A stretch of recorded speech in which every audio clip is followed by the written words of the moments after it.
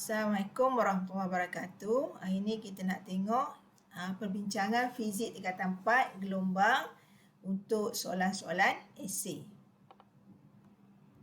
Soalan yang pertama, Raja A menunjukkan seorang budak lelaki sedang memukul gendang yang menghasilkan bunyi yang didengar oleh seorang lelaki.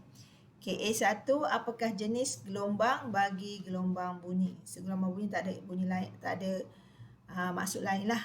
Jenis dia adalah gelombang membujuk. Dan yang kedua, terangkan bagaimana bunyi dihasilkan oleh gendang itu dan dapat didengar oleh telinga manusia.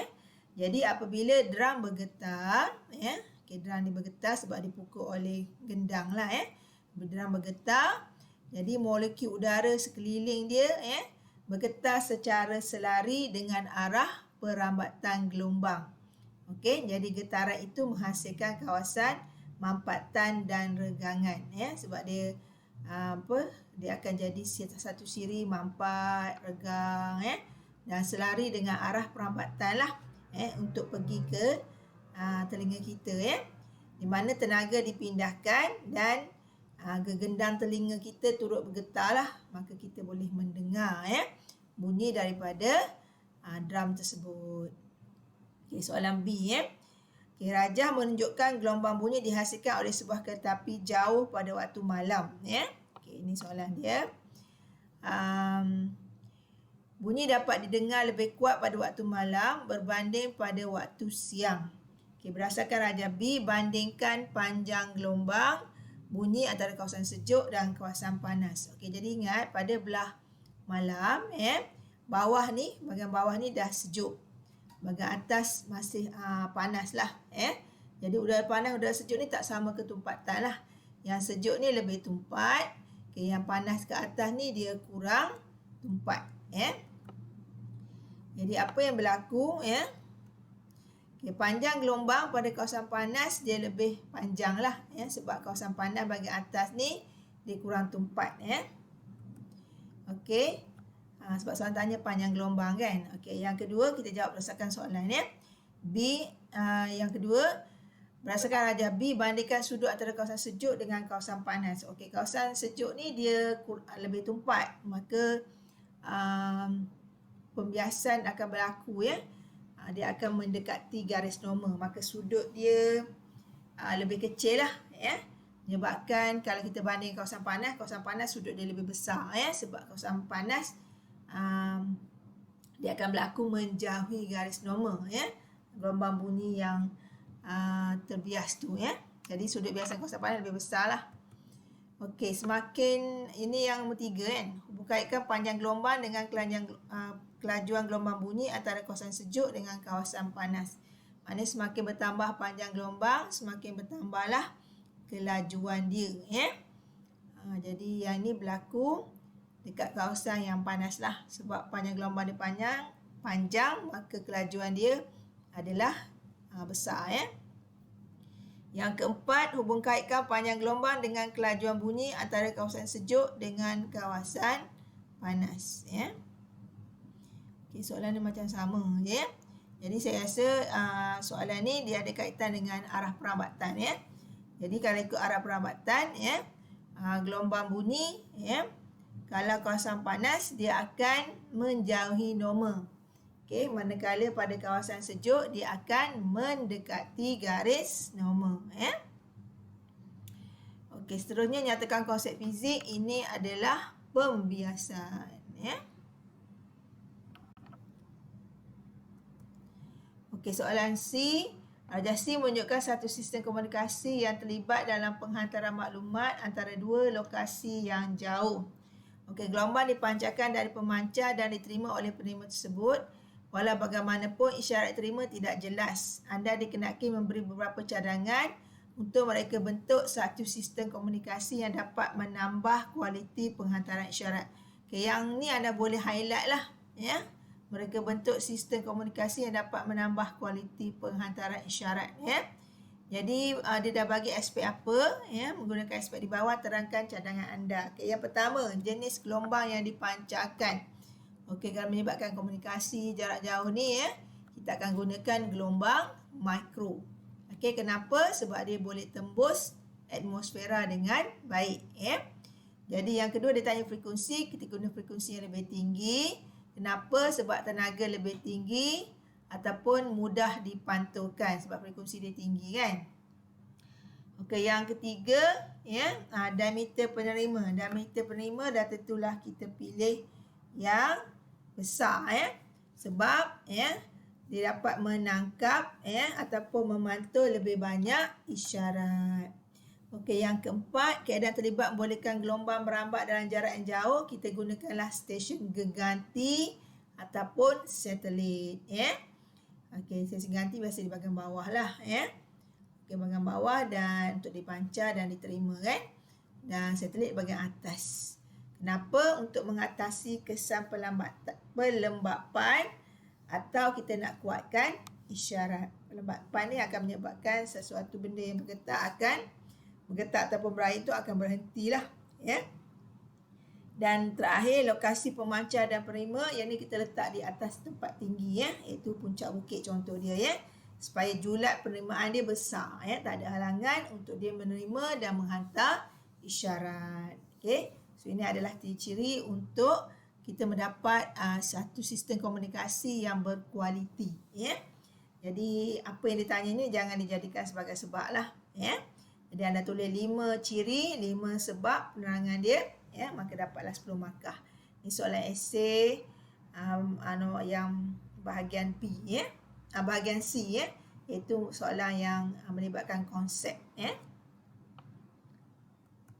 Okey, soalan seterusnya. Raja A menunjukkan pinggir-pinggir merah yang terbentuk dalam eksperimen Dwi celah Young. Okey, ini gambar A ni yang kita nampak jarak antara celah ni jauh. Raja B menunjukkan pinggir-pinggir hijau yang terbentuk dari cahaya merah yang punya panjang gelombang 7x10⁻7 meter diganti dengan cahaya hijau. Panjang gelombang ni 5x10⁻7 meter. Kalau kita nampak dia lebih dekat lah cahaya hijau ni. Jadi apakah maksud panjang gelombang? Okay, panjang gelombang adalah jarak antara dua puncak yang berturutan ataupun dua lembangan yang berturutan ataupun satu ayunan lengkap. Okey, soalan nombor 2 ni. Berdasarkan Raja A dan Raja B, bandingkan panjang gelombang bagi sumber cahaya digunakan. Okey, cahaya kamu kena ingat yang spektrum pelangi. Daripada merah sampailah ungu. Lepas merah, jingga, kuning, hijau, biru, indigo dan ungu. Jadi dia memang disusun mengikut panjang gelombang. Merah paling panjang, ungu paling pendek. Maknanya kalau merah panjang, hijau ni pendek lah. Jadi panjang gelombang cahaya merah lebih besar daripada cahaya hijau. Lebih besar atau lebih panjang. Yang kedua, ditanya jarak antara dua pinggir berturutan yang terbentuk oleh cahaya-cahaya itu. Okey, mana setiap cahaya ni jarak dia macam mana? Kalau kita tengok sama tak? Antara pinggir cerah ke pinggir cerah yang seterusnya. Jadi jarak antara dua pinggir berturutan yang dibentuk oleh kedua-dua cahaya adalah malas sepanjang pinggir. Maksudnya sama. Nampak? Yang ni pun sama. Sama je jarak di antara pinggir-pinggir dia. Itu maksud soalan yang kedua ni lah. Dan yang ketiga,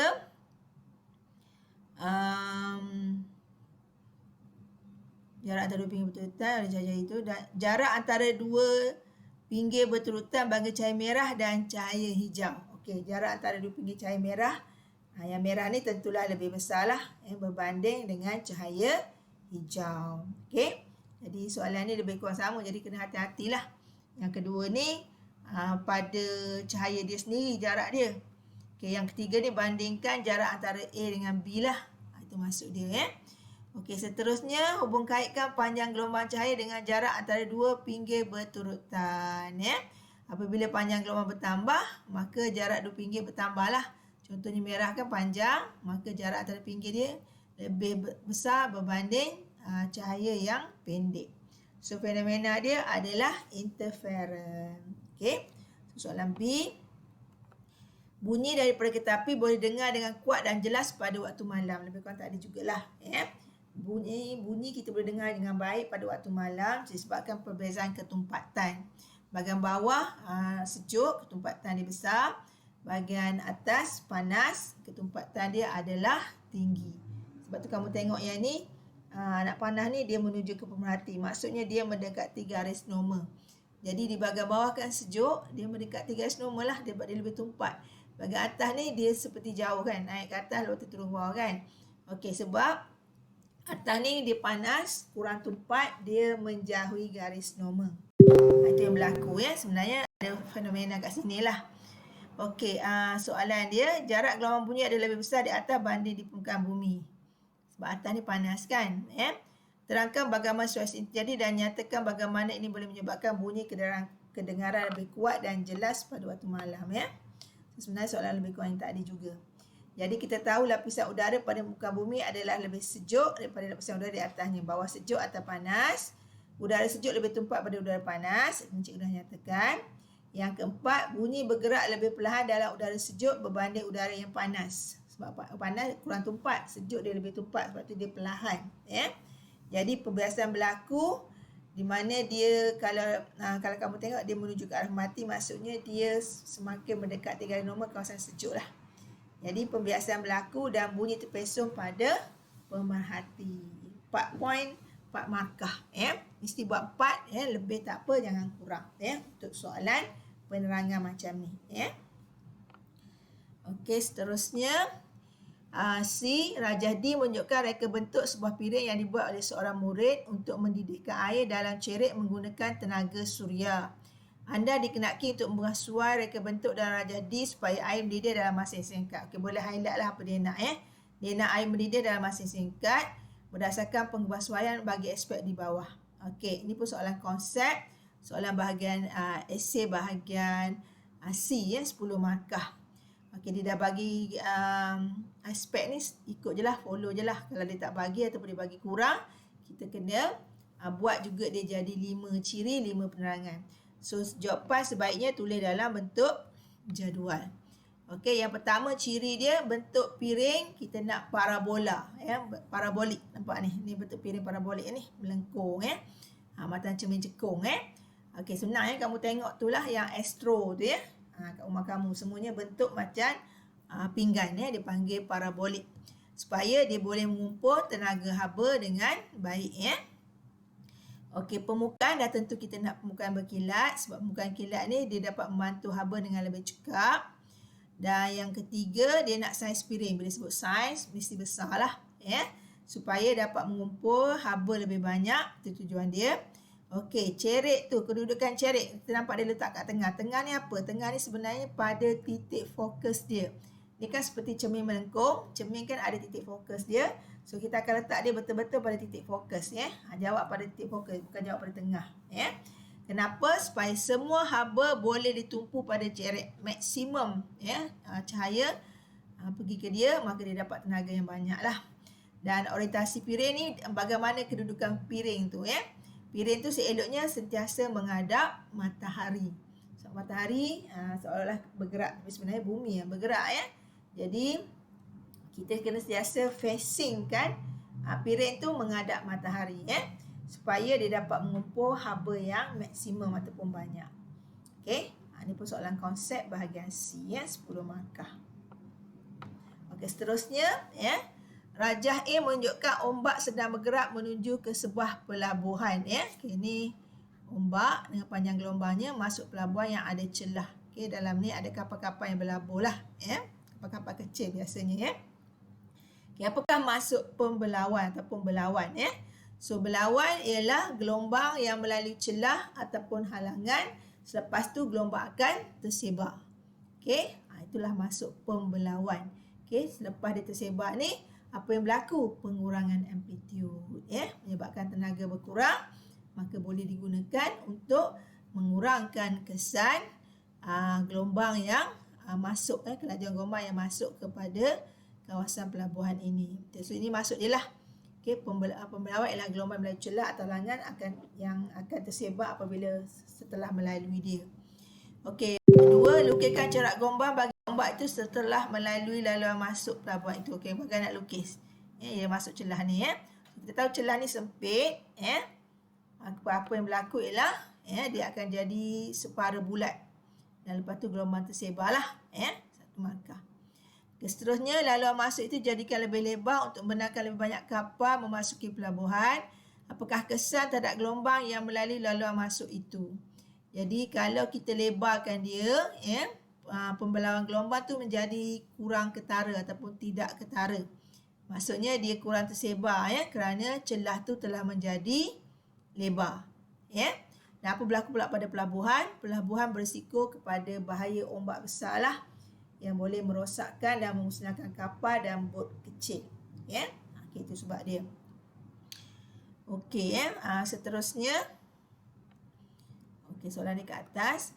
Rajah B menunjukkan satu lagi pengubahsuaian kepada pelabuhan untuk mengatasi masalah laluan kapal-kapal yang bertambah. Corak gelombang dihasilkan di laluan masuk ada seperti tunjukkan dalam rajah B. Ini rajah dia lah. Ya. So, dia tambah lagi satu celah. Tadi satu kan? Tambah lagi satu, jadi dua lah. Okey, dia jadi satu fenomenal, satu lagi. Okay, corak gelombang terbentuk disebabkan oleh superposisi gelombang daripada dua sumber yang koheren. Apa maksud sumber koheren?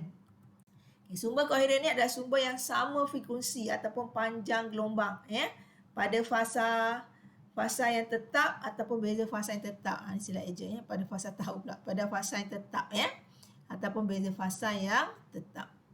Okey, apa berlaku ya? Soalan seterusnya ya. Uraikan gerakan dua buah kapal yang serupa yang berada di A dan B. Terangkan jawapan anda. Okey, ni sebenarnya 2, 3 ni jawapan pada yang 2 je lah. Ya. Okey, pada kedudukan A, kita tengok ya. Puncak bertemu puncak ya, ataupun lembangan bertemu lembangan secara superposisi, dia bertindih. Menyebabkan situ berlakunya interferon membina dan gerakan kapal adalah keadaan berombak ataupun bergoyang besar lah, sebab dia berlaku interferon band kat situ ya. Okey. Okey, ini pula pada kedudukan B ya. Puncak bertemu lembangan secara superposisi. Okey, ni bukan A ya, pada kedudukan B ya. Menyebabkan berlakunya interferon memusnah ya. Jadi gerakan kapal adalah lebih tenang. So ini sebenarnya jawapan untuk nombor 2 juga ya. Bukan pada kedudukan A ni, tapi sebenarnya pada kedudukan B ya. Tersilap typing tu ya. Jadi itulah yang berlaku ya apabila berlaku pengubahsuaian pada pelabuhan ini ya. Okey, seterusnya sebuah pelabuhan baru hendak dibina di satu lokasi yang baru. Lokasi baru dicadangkan sama ada di Teluk ataupun di Tanjung. Jadi ada 4 model untuk struktur binaan tembok penahan ya. Seperti di bawah lah ya. Okey. Jadi soalan ni dia sebenarnya nak kita bina satu lokasi untuk struktur binaan tembok penahan ya. Jadi yang pertama ya, lokasi jenis tu kita pilih kemudian ya. Yang pertama lokasi tembok penahan. Lokasi tembok penahan yang terbaik ialah Teluk lah. Kenapa di Teluk? Sebab di Teluk lebih tenang dan tenaga telah disebarkan ya. Okey, ni ciri yang pertama lah, sebab ini ciri disusun mengikut lajur ni. Okey, yang kedua, struktur tembok penahan kita pilih yang bercerun ni. Yang ni gambar bercerun ni. Kenapa? Sebab dapat menahan tekanan air yang tinggi di bahagian bawah lah, yang dasar ya. Okey, yang ketiga, permukaan tembok penahan kita ambil yang tidak rata ya. Kenapa? Sebab kita nak berlakunya pantulan gelombang yang lemah ya. Supaya dia tidak merosakkan penahan tersebut lah ya. Dan yang seterusnya, ketinggian tembok tu mestilah tinggi supaya ombak air yang tinggi tu dia tak melempah masuk dalam kawasan pelabuhan. So pilihan ya, jangan lupa buat pilihan. Pilihan kita yang mengikut ciri ni ialah W lah. Kerana ulang baliklah, lokasi tembok penahan Teluk di Teluk, struktur tembok penahan bercerun, permukaan tembok penahan yang tidak rata dan ketinggian tembok penahan adalah tinggi. Ini soalan esei bahagian B ya, yang ada maklumat dalam jadual. Anda boleh pilih dan tulis balik jawapan pun dalam jadual. So, semuanya 10 markah. Okey, soalan yang terakhir. Rajah di bawah menunjukkan penjana frekuensi audio disambung kepada pembesar suara dan diletakkan berdekatan satu penjuru dinding. 3 orang murid A, B dan C berdiri di penjuru yang bersebelahan. Penjana dan pembesar suara kita nampak dekat tepi ni ya. Menghasilkan bunyi pada kelaujan yang sama tetapi dengan kelangsingan yang berbeza. Ini sikit campur yang KBSM ya.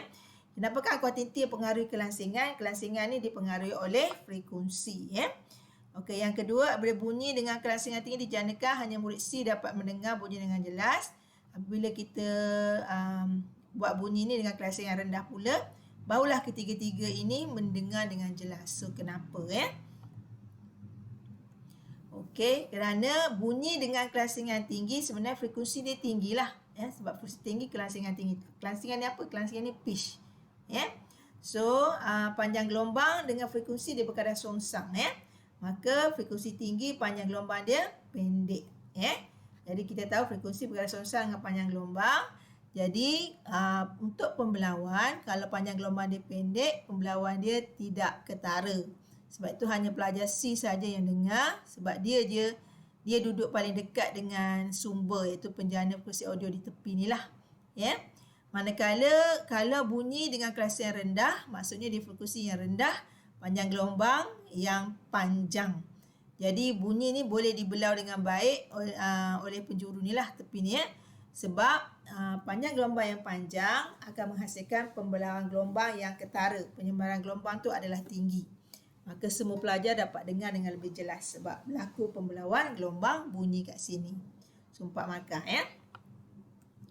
Okey, soalan seterusnya, jadual di bawah menunjukkan spesifikasi 4 sistem radar K, R, M dan M yang digunakan untuk menentukan kedudukan kapal terbang ya. Anda diminta untuk mengenal pasti ciri-ciri sistem radar yang paling sesuai dan kaji keempat-empat ciri tersebutlah ya, berdasarkan aspek dibagi ya. Okey, yang ni pun sama kita jawab dalam jadual.